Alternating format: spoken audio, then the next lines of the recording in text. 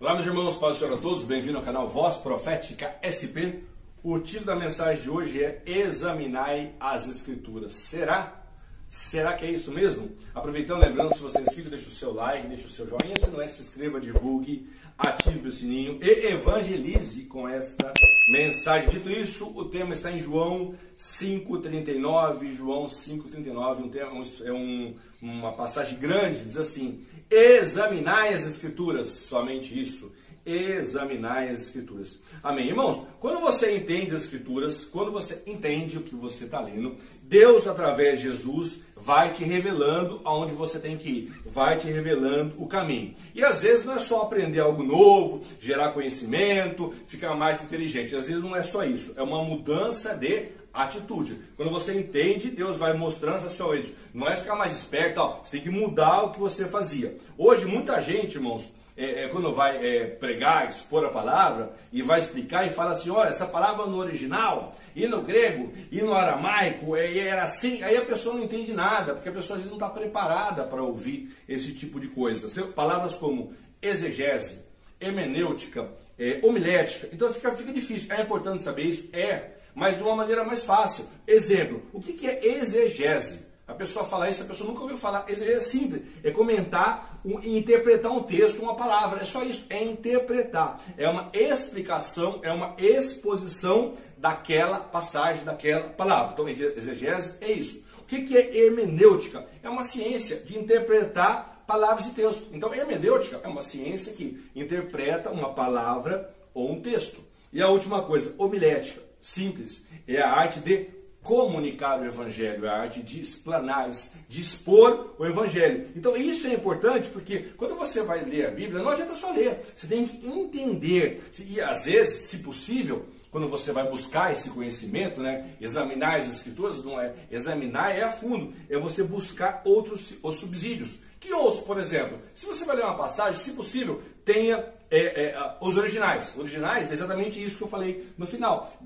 Não dá para você ter os originais? Busca na internet. Olha, original dessa palavra, original do grego, original não sei o que. É interessante. Outro ponto é você usar a internet como, se você não tem dinheiro para ter mais de uma Bíblia, se você tem, é ótimo, tem uma Bíblia de estudo desse tipo, outro idioma, um inglês, um espanhol, com um autor e assim por diante. Mas se você não tiver, use a internet, porque a internet é uma fonte boa, é uma fonte rápida. Outra fonte boa que é legal é você buscar pessoas mais antigas, mais velhas, né? Anciões que conhecem a palavra, que já estudou. Dicionário em português, dicionário bíblico, e um dicionário que é bom é o quem é quem da Bíblia, quem é quem bíblico. Isso é legal porque fala tudo sobre aquela pessoa que você está preparando ou querendo saber. Nessa leitura que nós fizemos, irmãos, existe não um pedido, não é uma solicitação, é uma ordem. Fala assim, examinai as Escrituras. É no sentido exortativo,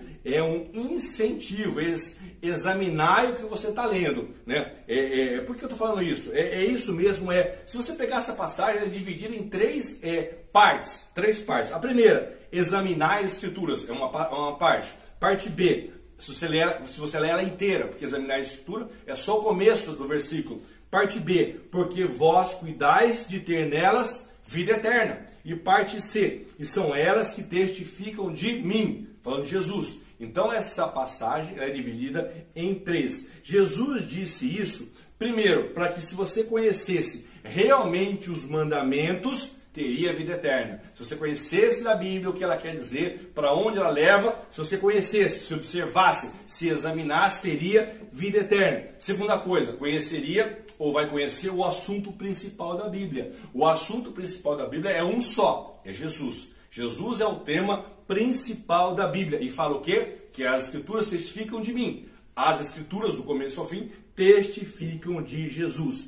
Isso, irmãos, acontece. O que acontecia antes, acontece hoje do mesmo jeito. As pessoas leem, mas as pessoas não creem. As pessoas leem, mas elas não observam nem obedecem. E as pessoas leem, mas continuam indo para o inferno. É isso que acontece hoje. Uma coisa que os fariseus faziam naquela época era ler a Bíblia. Eles faziam isso. Mas eles liam, mas não entendiam o que ela estava falando de Jesus. Não entendiam o que ela estava falando de Cristo. Um exemplo, isso é claro, que Jesus, ele é citado, inclusive no Velho Testamento, eu vou dar um ou dois aqui, é Isaías. Isaías 53, quando ele profetiza sobre Jesus, ele fala assim, ó, ele tomou sobre si as nossas enfermidades e as nossas dores levou sobre si. Outro exemplo que é bem legal, né, está nas entrelinhas. Quem estuda a Bíblia, quem entende, quem vai buscar, vai perceber isso quando fala sobre o velo de lã de Gideão. Ele tem a ver com Jesus? Tem a ver com Jesus. Se você pegar a passagem que ele faz uma prova com Deus, Deus ali, ele fala de Jesus. Uma coisa está ligada na outra, tá?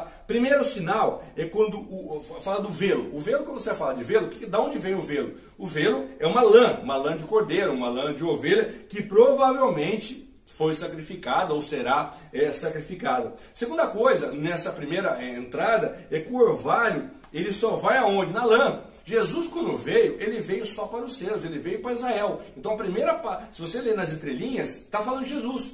O que desceu, o orvalho, veio só sobre a lã, veio só sobre Israel. A segunda passagem, que é o segundo sinal, o complemento desse versículo, é que o orvalho molha o campo, o velo fica seco. O orvalho molha o campo quer dizer mundo, e o velo fica seco, Israel quer dizer o velo. Isso é a testificação que Jesus já estava no Antigo Testamento. Jesus está na Bíblia toda. E quando ele fala a frase, né, o tema, quando ele fala assim, de examinar a Escritura, ele está falando para os judeus que estavam lendo, mas não estavam entendendo. Ele não falou examinais, né? Ele não falou para examinar, ele estava falando, estava explicando para alguém. É lógico, irmãos, que é importante examinar. Mas na passagem que eu li, ele fala, examinai as Escrituras. Não adiantava ficar lendo. Então, examinai as Escrituras, vocês, eles que estavam lendo. Para finalizar a mensagem, 1 Timóteo 4,13, fala assim, persiste em ler, persiste, continua lendo, exorta a ensinar, incentiva a ensinar, até que eu vá. 119, 105, que é o Salmo, né? Lâmpada para meus pés é a tua palavra e luz para o meu caminho. A Escritura, irmãos, é a palavra de Deus falando sobre Jesus, salvação. Amém. Vamos fazer uma rápida oração. Senhor Deus, Pai de nosso Senhor e Salvador Jesus Cristo, graças te damos por essa palavra. Nos ensina cada vez mais a buscar e entender a sua palavra, a sua mensagem, para que tenhamos acesso ao céu. Abençoa todos que estão ouvindo essa mensagem. É o que eu te peço, em nome de Jesus. Mais uma vez, se inscreva, divulgue, ative o sininho e evangelize com essa mensagem. Que Deus abençoe você, sua família, Deus abençoe o Brasil. E até a próxima, se Jesus não voltar até lá.